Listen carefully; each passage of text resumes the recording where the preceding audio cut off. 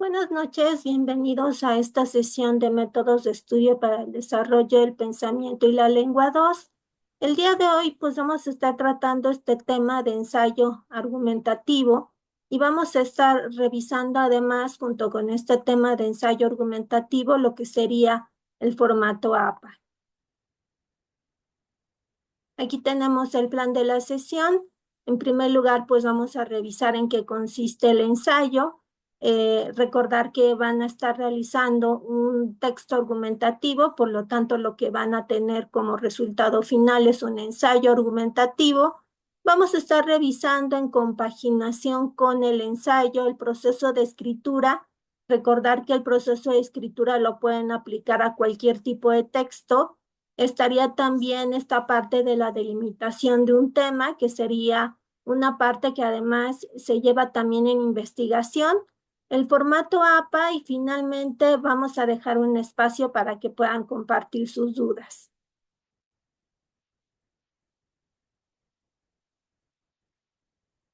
¿Qué sería un texto académico? Es una producción escrita en el ámbito de la educación superior de pregrado, grado o posgrado.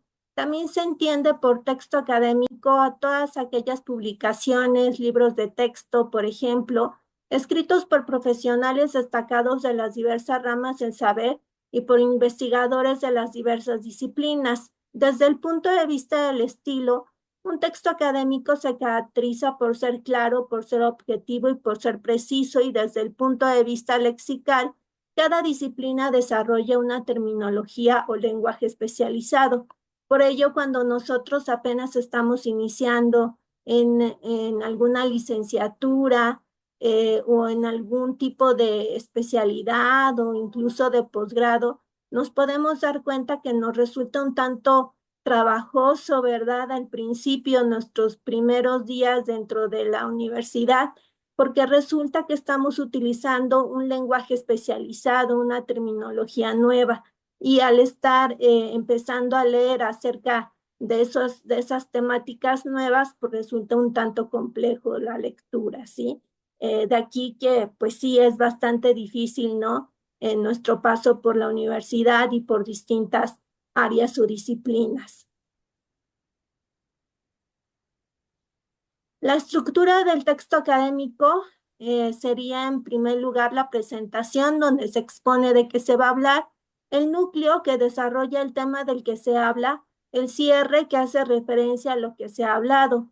Todos los textos académicos deben de contener las fuentes bibliográficas que han sido utilizadas y en algunos casos contienen un apartado con anexos. Dentro de los anexos podríamos colocar evidencias, podríamos colocar algunas fotografías, algunos archivos como documentos de diagnóstico, evaluaciones, entrevistas, etc. Hay diferentes tipos de textos. Estaría como un ejemplo el texto expositivo o informativo. Exponer es explicar con claridad y orden ideas sobre un determinado tema.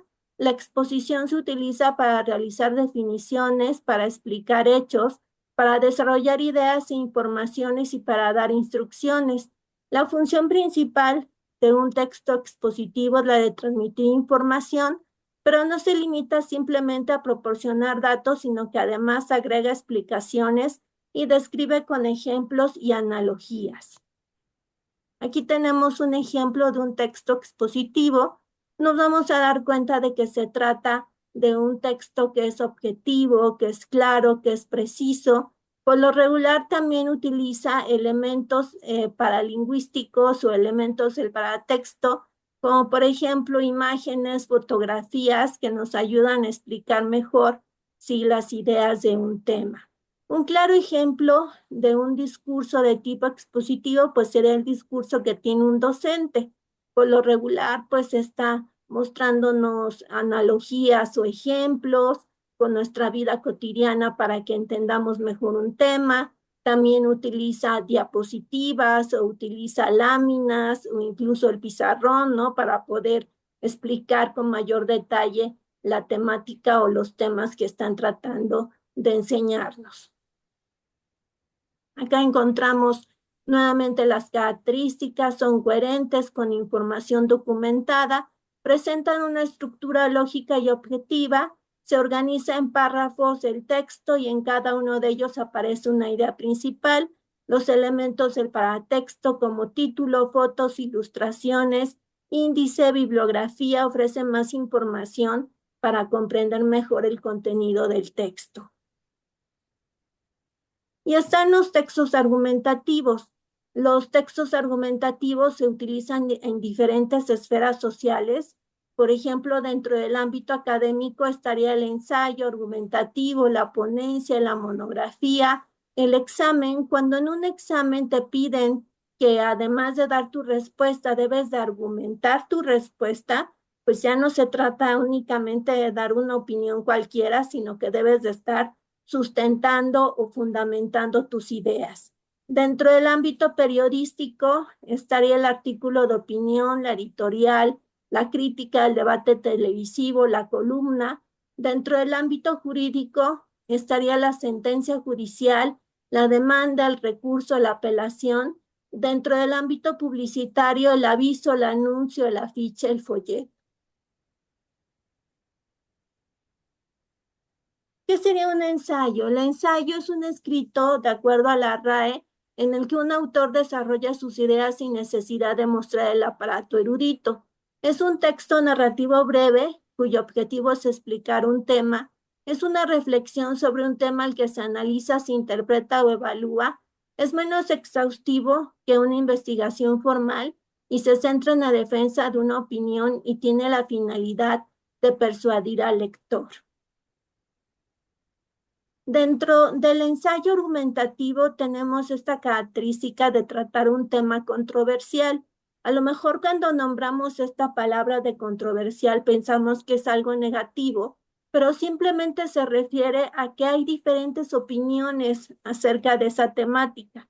No quiere decir que alguien esté bien o alguien esté mal, sino que más bien cada uno nos va a dar su respuesta y ya de ahí tú vas a determinar tu propia postura, así como el que está escribiendo el texto, pues tiene su propia postura personal acerca de esa temática.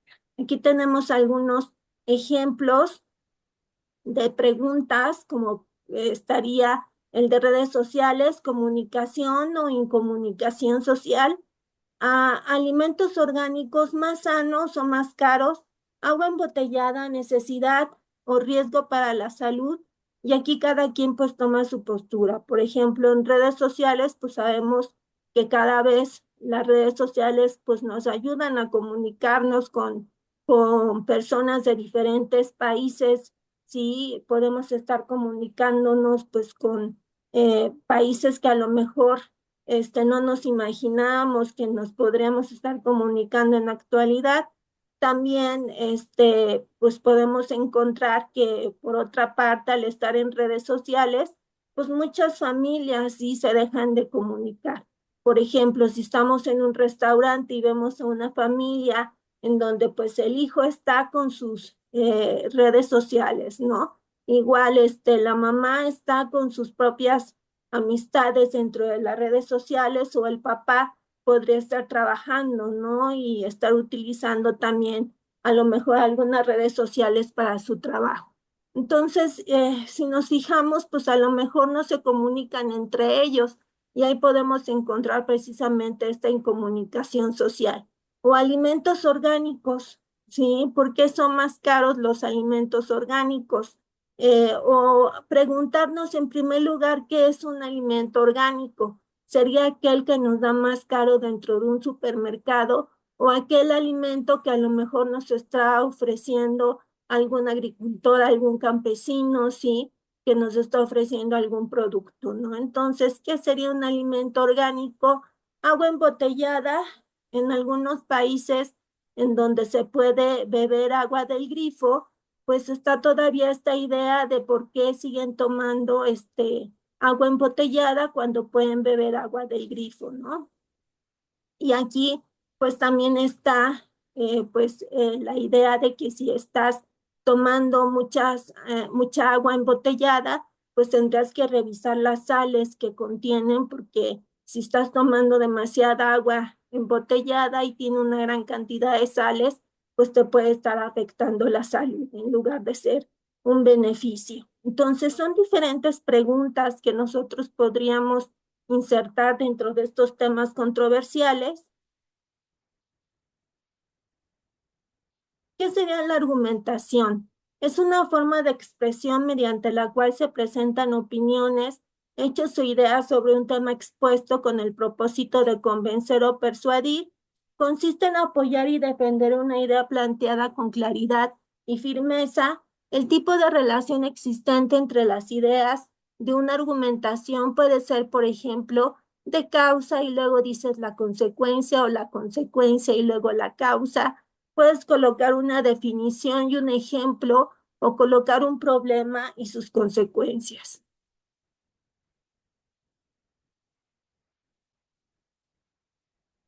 Los elementos de la argumentación: está la tesis o hipótesis, que es el punto de vista que se tiene sobre un tema, es el punto de partida en una argumentación, no necesariamente verdadera y puede ser debatible. Está como ejemplo esta idea de que Ana no debería de beber alcohol. Encontramos premisas que serían afirmaciones mediante las cuales ofrecemos las razones para defender nuestro punto de vista. Entonces, una primera afirmación que podemos dar con respecto a esta opinión es que Ana está embarazada. Tal vez dentro de una argumentación no formal, pues con esto tendríamos lo suficiente, ¿no? Como para poder decir que estás tratando de convencer a alguien, pero esto no es suficiente dentro de una argumentación formal. Entonces podemos continuar con otros elementos como la garantía, que es el vínculo que une la tesis con las premisas, es decir, explica las razones que avalan la tesis. Una mujer embarazada debe de cuidar su alimentación, ya que el bebé recibe todo lo que la madre ingiere. El respaldo, que son los elementos o información que apoyan a la garantía. De acuerdo con las estadísticas de la OMS, el 80% de los hijos de madres que han bebido alcohol durante el embarazo presenta problemas de peso o tamaño al momento de nacer. Entonces, pues aquí encontramos precisamente que el respaldo serían esos datos duros, esas estadísticas, ¿sí?, que nos proporcionan, por ejemplo, en resultados de investigaciones, que nos proporcionan expertos también en el tema. La argumentación sirve para desarrollar temas que se prestan a controversia, y su objetivo fundamental es ofrecer una información lo más completa posible, a la vez que intentar persuadir al lector mediante un razonamiento. Aristóteles ya consideraba dos partes necesarias dentro del texto argumentativo, como eran la premisa y la prueba o evidencia. Existen otros modelos argumentativos modernos que se basan en este precisamente modelo de Aristóteles, como sería el de Toulmin. Toulmin fue un matemático que enseñó en universidades americanas. Su trabajo más ampliamente citado fue el de los usos de la argumentación, publicado en 1958, en el cual estableció un modelo de argumentación que consta de 6 partes, a partir de las cuales pueden ser analizados los argumentos. Aquí tenemos los elementos del modelo argumentativo de Toulmin. Estaría la evidencia, que serían los datos y las bases principales o ideas principales que nos da el autor acerca de ese problema. Está la opinión, que sería una tesis, una conclusión o una afirmación. La pregunta que tendré que hacerme es: ¿qué voy a defender? El cualificador modal, que indica la certeza o la probabilidad de la opinión. Algunos modificadores modales son quizá, seguramente, probablemente, la mayoría, tal vez, afirmativamente, posiblemente, etc. También estaría la garantía, que es una justificación o una regla general. Aquí la pregunta que tendré que hacerme es: ¿por qué sostengo dicha tesis? El respaldo, que son los datos que apoyan la garantía. ¿En qué me apoyo para sostener mi garantía? En bibliografía, en autoridades acerca del tema, en experiencias personales, en sentido común. Y está la limitación, que serían las posibles objeciones y alcances de la opinión, o podríamos colocarla o encontrarla como una conclusión, afirmación o refutación.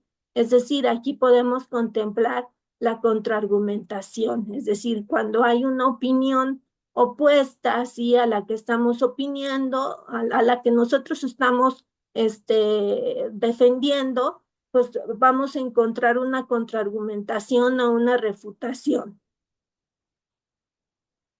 El ensayo expositivo argumentativo tiene, al igual que otros ensayos, una estructura global interna. Está compuesta por la introducción, el desarrollo y la conclusión. En la introducción se indica al lector cuál es su propósito, su enfoque y acercamiento al tema. Es una de las partes fundamentales del ensayo para poder cautivar o atrapar al lector. Se hace a partir de una opinión, de una pregunta y de una hipótesis. Dentro del desarrollo, vamos a colocar la argumentación del ensayo que permite al autor demostrar o defender una opinión. Tiene que ver con el proceso argumentativo de las ideas principales, las cuales pueden ir acompañadas de citas, ejemplos, pruebas, etcétera, para lograr sustentar la tesis principal del ensayo. Y la conclusión, que permite confirmar las ideas expuestas en el desarrollo del ensayo y también que el autor amplíe el tema o si puede llegar a proponer nuevas investigaciones. Si en el comienzo del ensayo se presenta una tesis o hipótesis, es necesario desarrollarla para poderla comprobar o desaprobar a través del proceso argumentativo.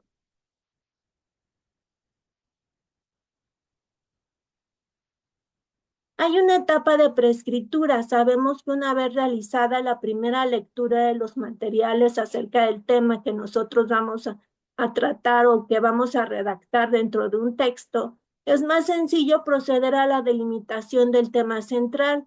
Es preferible seleccionar un único aspecto del problema investigado y estudiarlo a fondo que intentar cubrir un área demasiado extensa y no poder centrarse en ningún aspecto concreto por falta de tiempo o de una suficiente experiencia profesional. Es mejor cuando nosotros vamos a empezar a redactar el seleccionar un tema breve, pequeño, tratarlo a detalle, en lugar de seleccionar un tema que es demasiado extenso y del que pues podríamos tener algunos problemas, como por ejemplo, pues no terminar ese tema por falta de tiempo porque es muy amplio. Está acá un ejemplo de una delimitación de un tema. Alguien podría decir, pues voy a escribir acerca de educación, pero podría pasarme pues casi toda la vida así terminando un tema tan amplio, tan grande acerca de educación, y entonces debo de ser un tanto más concreta y para ello puedo decir que de educación pues me gusta el tema de evaluación educativa. Todavía pues se trata de un tema bastante extenso y puedo decir que en evaluación sumatoria hay que incluir la calificación de diferentes actores educativos. Puedo ser todavía un tanto pues más detallada y concreta y decir que la integración de la evaluación docente parental y de la autoevaluación del educando para un proceso evaluativo más justo e integral sería precisamente un tipo de ensayo que podría yo estar redactando y así pasamos de un tema muy general a un tema pues mucho más específico. Ya que tengo mi tema delimitado, voy a pasar a la elaboración de un esquema de trabajo. El esquema de trabajo es un registro visual que representa el esqueleto del escrito con que concluye el proceso de la investigación. El primer esquema que prepara el investigador sirve fundamentalmente para el acopio de información. Suele irse modificando a medida que avanza la investigación y se recopilan otros datos. Aquí tenemos un ejemplo de un esquema de trabajo. Vamos colocando cada una de las ideas que yo tengo con respecto al ensayo. Voy enumerando cada una de estas ideas para que de esta forma se vayan pues ordenando cada una de estas ideas que a lo mejor las tengo en un principio desordenadas dentro de mi mente y ya después cuando las paso al papel pues las empiezo a ordenar, ¿no? Y de esta forma empieza ya a organizarse un poco más este texto que yo tengo en mente. Teniendo en mente las dimensiones precisas del tema, se puede indagar más a fondo en sus aspectos formativos. Es importante hacer un esfuerzo especial por buscar la información en las fuentes que estén ligadas directamente con el tema. Al encontrar nuevos libros, artículos, ensayos, habrá que ficharlos bibliográficamente para después poder ubicar este material con rapidez y asimismo elaborar posteriormente la bibliografía total que va a acompañar al trabajo final. Hay que hacer una lectura minuciosa de este material que yo voy a utilizar para la redacción del ensayo.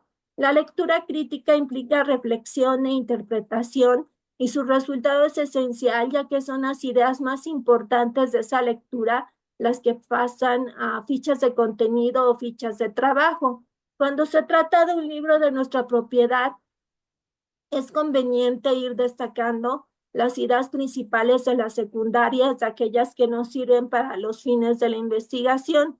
Esto puede hacerse a medida que estamos leyendo, empleando diversas señales, subrayando, usando quizá varios colores, utilizando llave marginal, corchetes, flechas, para llamar la atención sobre ciertas ideas.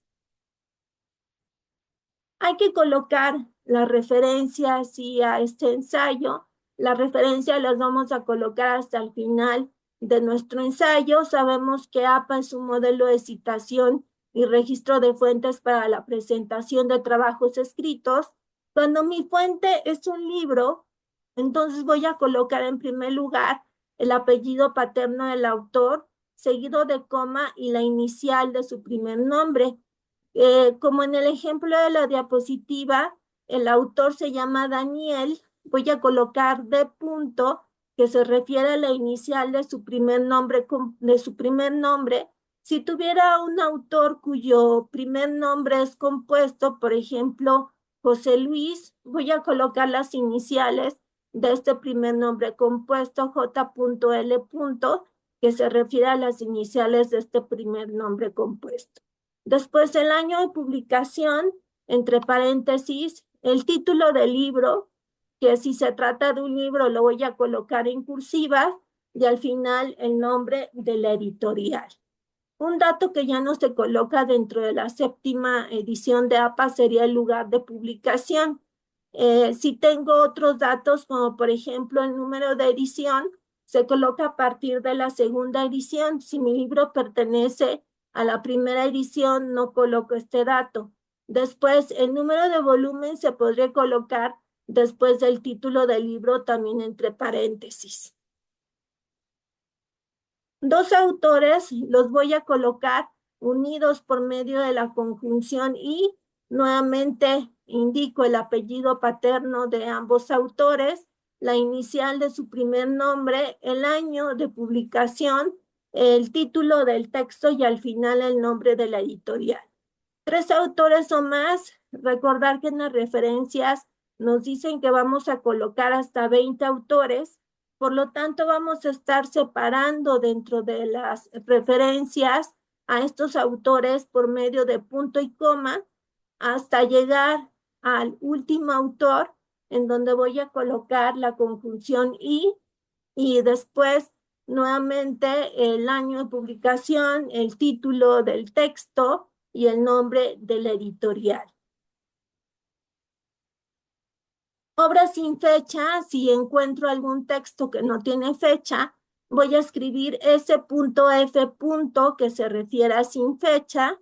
Obras con un mismo autor y año, en ocasiones, cuando estoy hablando acerca de un mismo autor o acerca de un mismo referente de algún tema, pues podría darse este caso en donde coinciden obras con un mismo autor y año. Voy a estarlas diferenciando por medio de las letras del abecedario. Entonces, dentro del año de publicación voy a estar colocando o indicando la letra A, B, C, D, E, dependiendo, sí, de las veces que se repita este caso.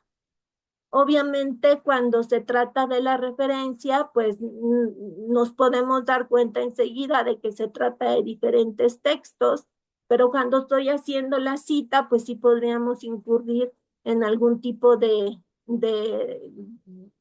error, ¿no? Incluso no podrían entendernos, porque si colocamos Lombroso, 1895, página 11, pues no te queda bien claro, sí, pues de dónde se sacó esta información, si del Lombroso, del hombre criminal o de los anarquistas. Entonces tendrías que estar haciendo esta diferenciación y colocar Lombroso 1895A y el número de página de donde se sacó la información. Esto sería un ejemplo de una tesis. Vamos a colocar nuevamente el apellido paterno del autor, seguido de coma, la inicial de su primer nombre, el año de publicación, el título del texto de la tesis. Después, entre paréntesis, escribimos si se trata de una tesis de maestría, de licenciatura, de una tesis doctoral, si ha sido no publicada, y si tenemos el dato de la universidad, pues también lo colocamos.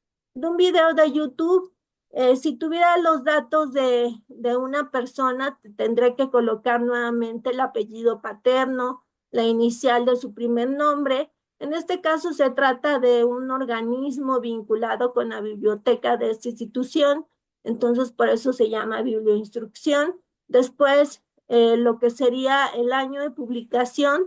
Recordar que cuando tenemos otros datos junto al año de publicación, como por ejemplo el mes o el día, vamos a colocar en primer lugar el año de publicación y después los demás datos. Catálogo en línea, que sería el título de ese video, y al final la URL en donde está ubicado este video. Aquí encontramos que cuando se trata también de un tipo de referencia en donde pues ya hay una URL, pues ya no vamos a colocar disponible en, recuperado de, son frases que ya no se colocan dentro de la séptima edición de APA. De una revista, aquí nuevamente colocamos el apellido paterno del autor, las iniciales de su primer nombre, el año de publicación, entre paréntesis, el título del artículo, el nombre de la revista.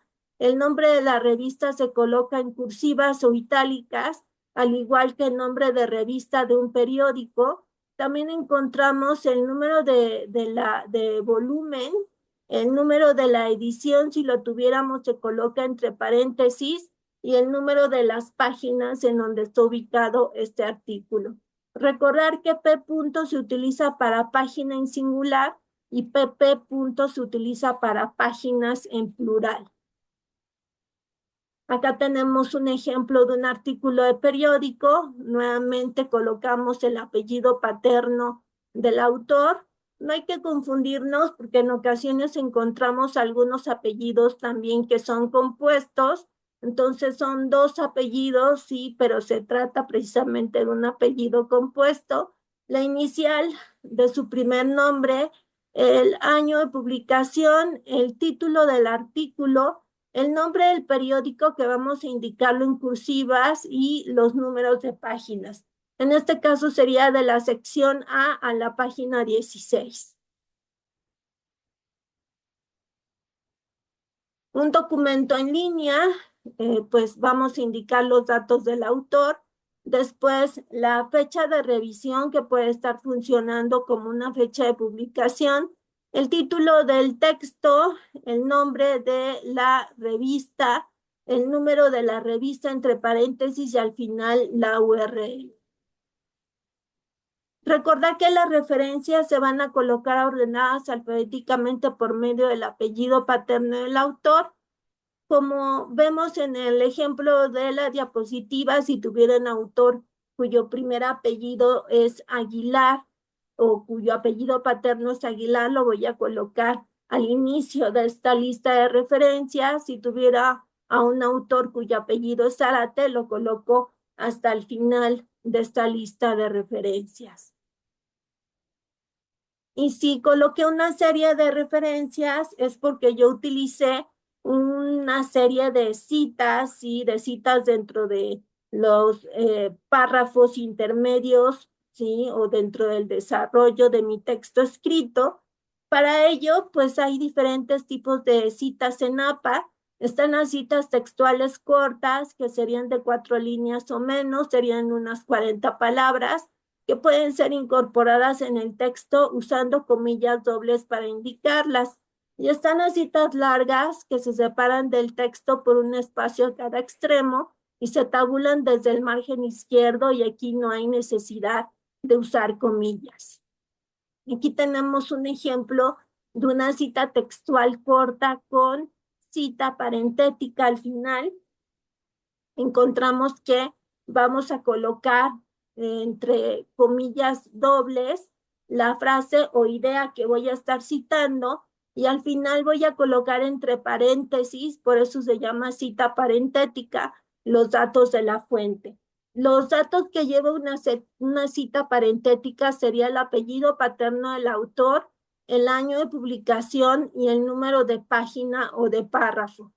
Sí, entonces aquí encontramos que siempre vamos a colocar dentro de la cita parentética estos mismos datos. Este es un ejemplo de una cita textual larga. Vamos a estar indicando el apellido paterno del autor, et al, que significa y otros, que esto lo coloco cuando tengo pues más de 2 autores. Después, el año de publicación, dejo dos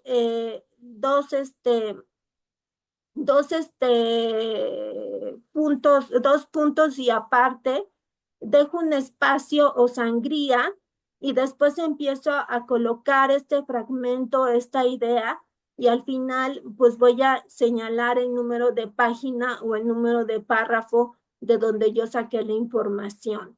Recordar que como se tratan de citas textuales, pues yo voy a colocar tal cual el fragmento, la idea que voy a estar copiando del texto original. No le voy a cambiar ninguna palabra o no lo voy a estar parafraseando, porque ese sería precisamente otro tipo de citas, que serían las citas parafraseadas.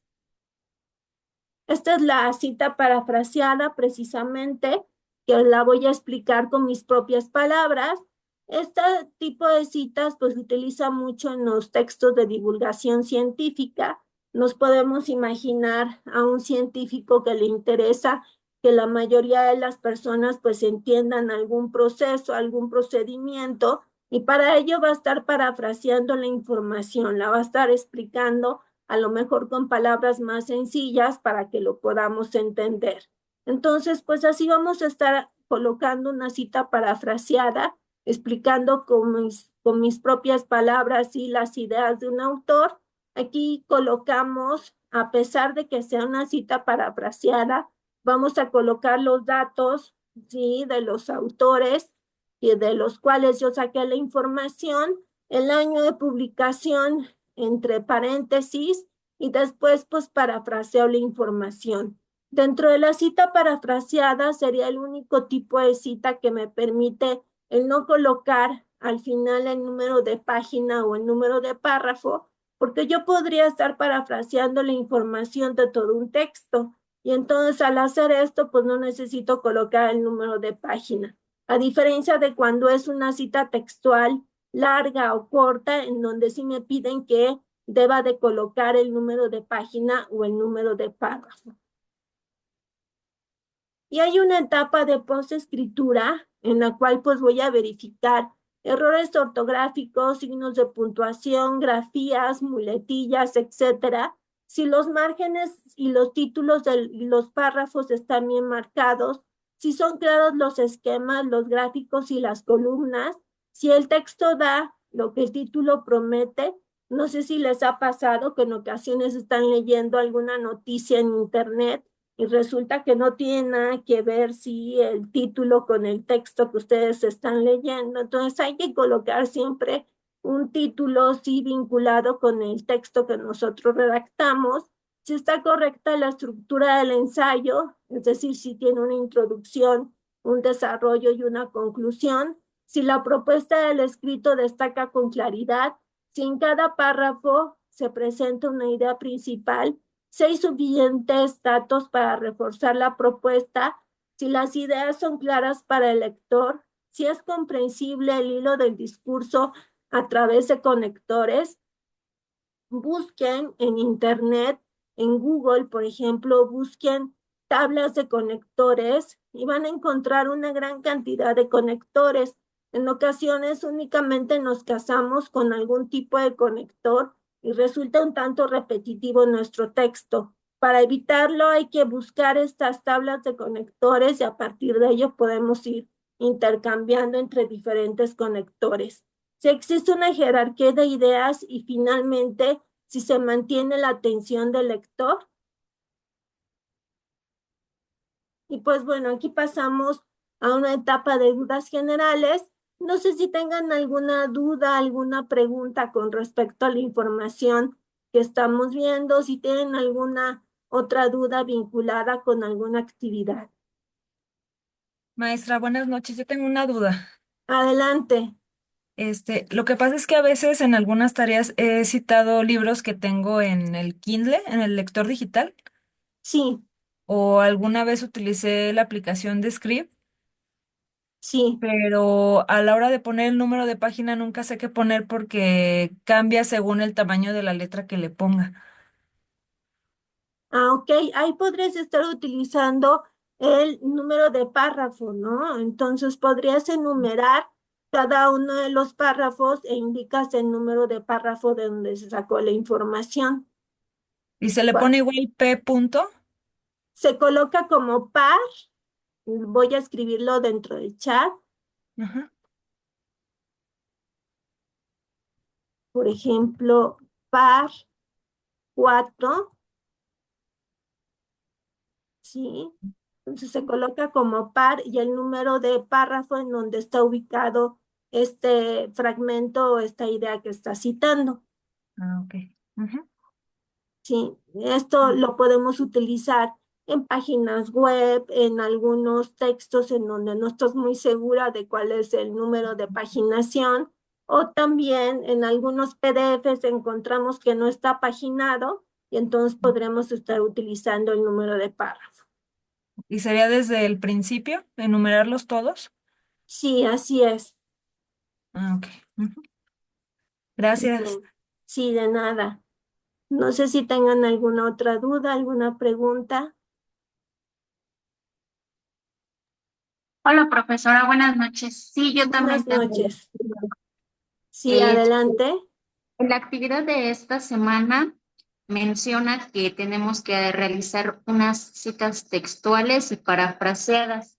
Sí. En las citas textuales puede ser corta o larga o tiene que ser de ambas.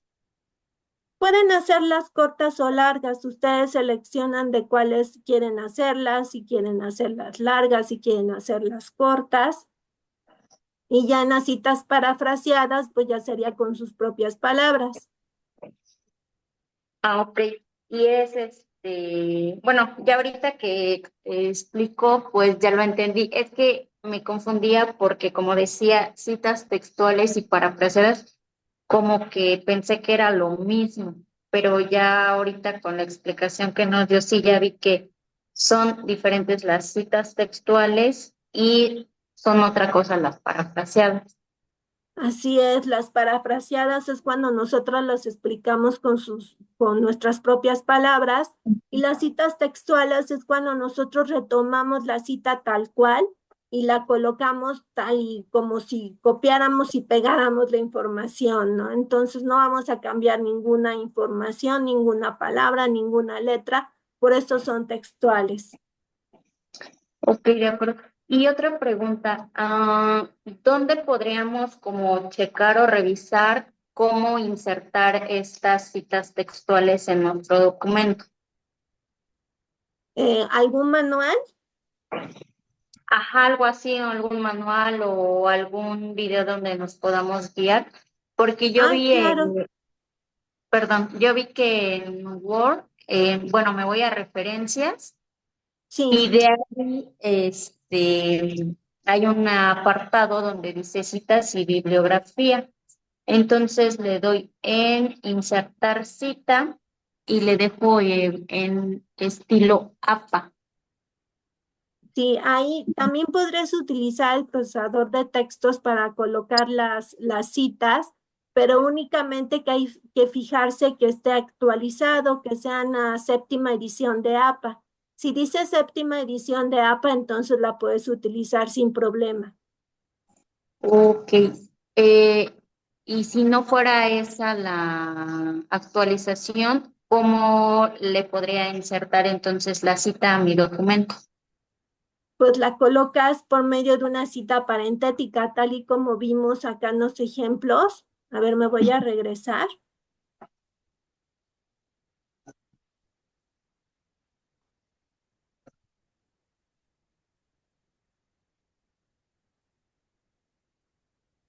A ver, aquí tenemos una cita parentética. Entonces podrás estar colocando al final de la frase o la idea citada, esta cita Ujú. parentética, que lleva los datos del apellido paterno del autor, el año de publicación y el número de página o de párrafo. Y es muy fácil de utilizar, ¿no? Entonces colocas al final de la frase o la idea citada esta cita parentética. Ok, de acuerdo. Sí, gracias, profesor. Sí, de nada.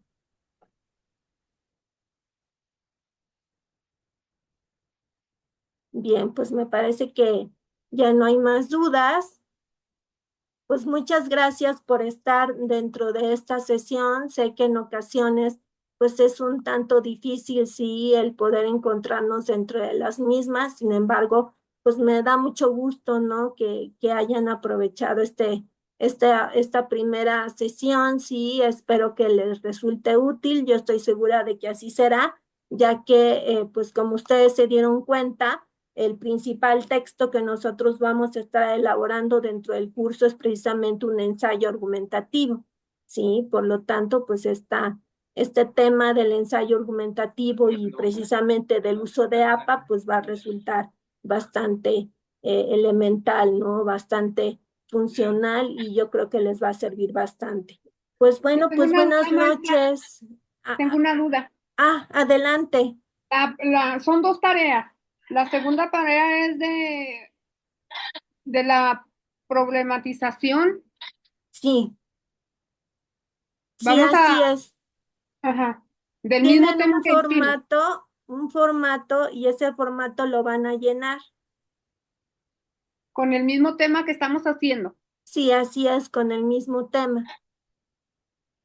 ¿Ya no lo habíamos hecho la semana pasada o es otro diferente? Es otro diferente porque este contiene otras preguntas. Es similar, pero son diferentes O formatos. entonces es diferente, son diferentes. Yo pensé que Sí, era el mismo formato, pero son diferentes preguntas. sí, son diferentes preguntas. Muchas gracias.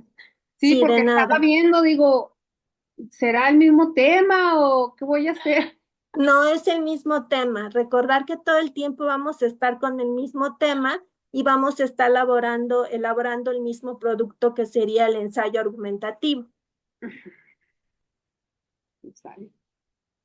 Muchas gracias porque a lo mejor ya había yo bajado el pasado, digo, pero si ya es lo mismo, pero me está diciendo que es diferentes preguntas, Sí, voy a checar. diferentes preguntas, así es, Cristian. Pues muchas gracias por estar dentro de esta sesión. Adelante. Me llamo Marta, pero no pude entrar con mi información y mi hijo me llamo Marta Bolívar soy. Ah, mucho gusto, Marta. Ya te cambié el nombre. Sí, porque aparece el nombre de mi hijo. Ajá, sí. Yo no sé por qué batallé para entrar otras ocasiones, era rápido y ahora no, me empezó, pues será porque es la laptop que me proporcionó mi hijo y nunca había tenido problemas y hoy sí batallé para entrar. Bueno, pero lo bueno es que sí lograste entrar, Muchas gracias, Marta. maestra, mucho gusto. Igualmente, Marta. Pues muchas Ah, gracias por estar dentro profesora, de la sesión. perdón que la Marta, interrumpa. Ivonne, Laura, por darse el tiempo, por estar dentro de la misma. Pues que tengan una bonita noche, que descansen. Muchas gracias por todo, maestra. Muy ¿De bonita qué? Gracias, tarde. Gracias, saludos. Hasta luego. oiga, para Marta le iba a comentar, es que yo también tuve problemas para entrar, de hecho por eso entré tarde, pero es que tiene que, para poder entrar más fácil, pide poner a fuerza el correo electrónico, o sea, iniciar la sesión para poder entrar con mayor facilidad, para que a la próxima entre, pero ya inicie sesión y ya le da acceso más rápido, porque si no inicia sesión en Zoom, entonces no la deja acceder. Eso es lo que me pasó a mí. Pues sí, yo estuve moviendo para todos lados y ya le pedí ayuda a uno de mis hijos. Digo, ¿por qué no puedo entrar? Dijo, pues a ver si puedo entrar con mi correo. Y sí, sí entró, pero gracias a Dios ya sí Ajá, sí, pudimos. inicia sesión antes y luego ya entra a la reunión. Ok, muchas gracias. Sí, Gracias, Ivonne. sí. Gracias, profesora, por la Hasta clase. luego. Hasta Adiós. luego, gracias. Gracias.